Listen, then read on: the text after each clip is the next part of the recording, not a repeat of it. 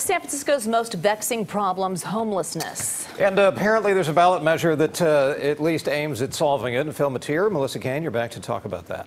That's right. That's right. So the solution often seems to be to fix a persistent problem with more money. And that's what sponsors of propositions say is the answer needed now in San Francisco. A lot more money. 4,000 units of housing, 4,500 substance abuse and mental health treatment slots and services for folks with those issues.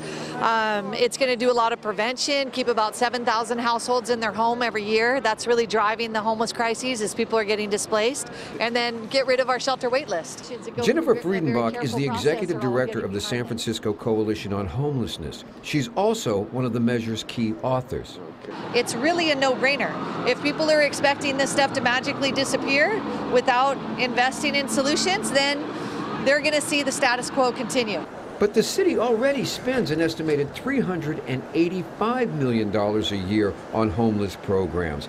And that has people like Chamber of Commerce VP Jim Lazarus questioning both the cost and the effectiveness of the new tax.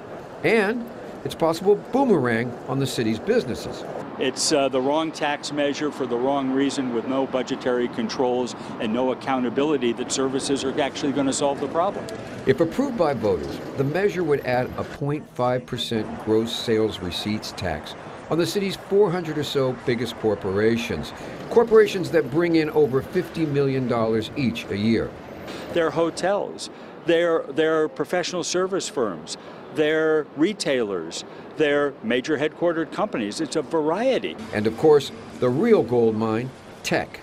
They've got lots of money. It's not a question of who has money. Is it 300 million? If they have lots of money, then should we tax them 600 million more or 100 million more?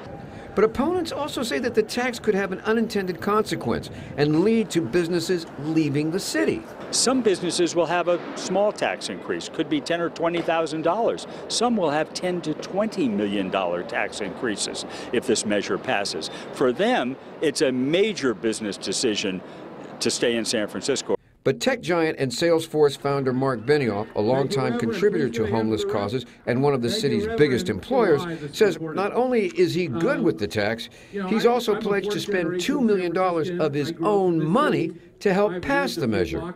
Today, the homeless situation in San Francisco is so touching. 7,500 homeless individuals on our streets, 1,200 homeless families, many with 2 kids each. We know that we have to get these people off our streets.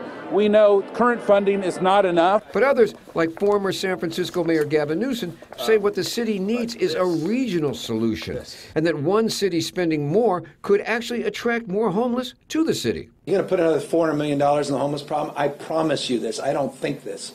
Your problem's going to get much worse. The magnet theory is silly. It's something that has been thrown around for years. Every city thinks that they're a magnet. It may put 4,000 people in shelter over the next 5 years, but there'll be another 4,000 behind it, as there always has been.